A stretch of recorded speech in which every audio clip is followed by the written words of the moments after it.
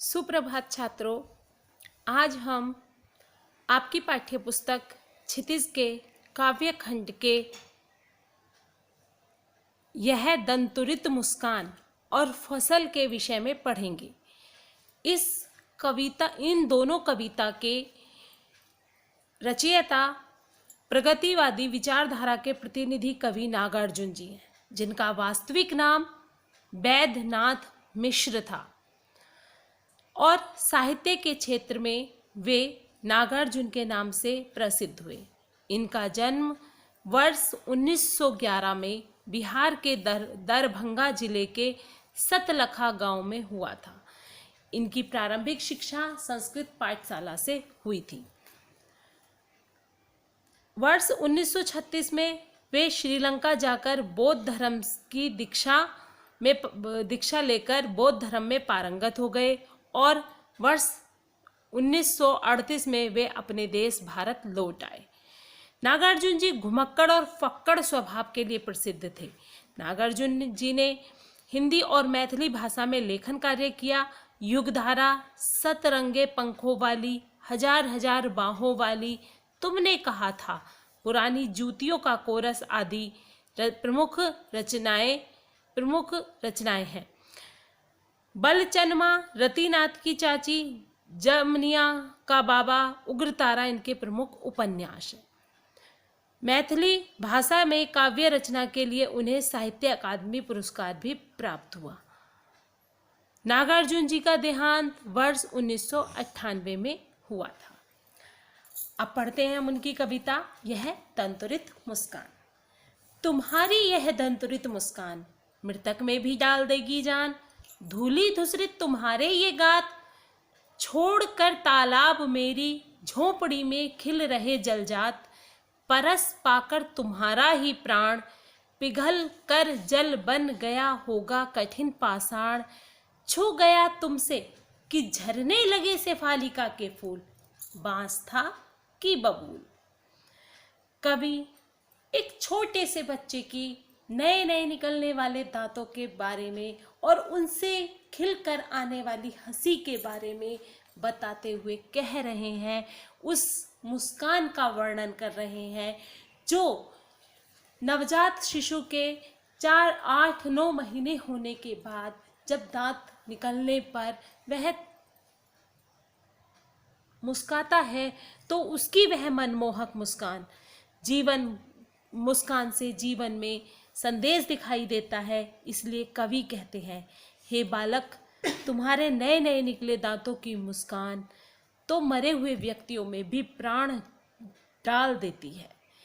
अर्थात तुम्हारी इस मुस्कान को देखकर जिंदगी से निराश और उदास लोगों के जीवन में भी, उनके हृदय में भी प्रसन्नता का संचार कर देती है।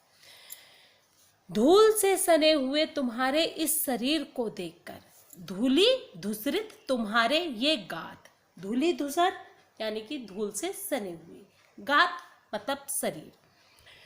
धूल से सने हुए तुम्हारे इस शरीर को देखकर ऐसा लगता है मानो कमल का सुंदर फूल तालाब को छोड़कर मेरी झोपड़ी में आकर खिल गया हो। धूली धूसरित तुम्हारे ये गात, छोड़कर तालाब मेरी झोपड़ी में खिल रहे जलजात, जलजात अर्थात कमल। तुम्हें छूकर पत्थर भी पिघलकर जल बन गया होगा, अर्थात पत्थर दिल हृदय वाले मनुष्य भी तुम्हारा स्पर्श पाकर कोमल हो गए होंगे, अपनी कठोरता को छोड़कर विनम्रता को धारण कर लिया होगा। तुम्हारा स्पर्श इतना कोमल है कि बांस या बबूल से भी शेफालिका के फूल झड़ने लगे होंगे। बांस या बबूल से भी शेफालिका यानी कि पारिजात या हार सिंगार, शेफालिका के पर्यायवाची शब्द हैं पारिजात और हार सिंगार। तो तुम्हारा स्पर्श इतना कोमल है कि बांस या बबूल जो बहुत सख्त होते हैं और शेफालिका जो बहुत ही कोमल फूल होता है कि हवा के हल्के से झोंके से भी वह झड़ जाता है। शेफालिका के फूल झड़ने लगे होंगे, अर्थात तुम्हारे स्पर्श से कठोर हृदय वाला भी विनम्र और सहृदय वाला बन गया होगा। तुम मुझे पाए नहीं पहचान, देखते ही रहोगे अनिमेष, थक गए होगे। आंख लूं मैं फेर, क्या हुआ यदि हो सके परिचित न पहली बार। यदि तुम्हारी माँ ना माध्यम बनी होती आज, मैं ना सकता देख, मैं ना पाता जान तुम्हारी यह तंतुरित मुस्कान। आगे कवि कह रहे हैं कि बच्चे की मुस्कान मनमोहक लगती है। जब बच्चा पहली बार किसी को देखता है तो वह अजनबी की तरह उसे घूरता रहता है, अपलक देखता रहता है। इसी कारण कवि बच्चे से कहते हैं कि तुम मुझे पहचान नहीं पाए हो, इसी कारण बिना पलक झपकाए अजनबियों की तरह बार बार देख रहे हो। कवि बच्चे से कह रहा है, इस तरह लगातार देखने से तुम थक गए होगे, क्या मैं अपनी आंखें फेर लूं, मैं अपनी आंखें तुम पर से हटा लूं। थक गए हो, आंखें लूं मैं फेर। क्या हो गया यदि तुम पहली बार में मुझे नहीं पहचान पाए हो, कोई बात नहीं। तुम्हारी माँ तुम्हारा परिचय मुझसे ना कराती, अर्थात यदि तुम्हारी माँ तुम्हारे और मेरे बीच माध्यम का काम ना करती तो तुम मुझे देखकर हंसते नहीं, और तुम्हारे इन नए नए निकले दांतों वाली मुस्कान को देखने का सौभाग्य मुझे नहीं प्राप्त होता। मैं कभी तुम्हारी इस मुस्कान को, इस मनमोहक मुस्कान को जो मृतकों में भी जान डाल देती है, इस मुस्कान को कभी नहीं जान पाता, कभी नहीं देख पाता। धन्य तुम, माँ भी तुम्हारी धन्य, चिर प्रवासी मैं इतिर में अन्य। इस अतिथि से प्रिय तुम्हारा क्या रहा संपर्क, उंगलियां माँ की कराती रही हैं मधुपर्क। देखते तुम इधर कनखी मार, और होती जबकि आंखें चार, तब तुम्हारी दंतुरित मुस्कान मुझे लगती बड़ी ही छविमान। आगे कवि बच्चे से कह रहे हैं, धन्य तुम, माँ भी तुम्हारी धन्य, चिर प्रवासी मैं इतर मैं अन्य। कवि बच्चे की मुस्कान को देखकर कहते हैं, तुम धन्य हो और तुम्हारी माँ भी धन्य है जो तुम्हें एक दूसरे का साथ मिला है। मैं तो सदैव बाहर ही रहा हूँ और तुम्हारे लिए सदा ही अजनबी रहा। मैं एक अतिथि हूँ।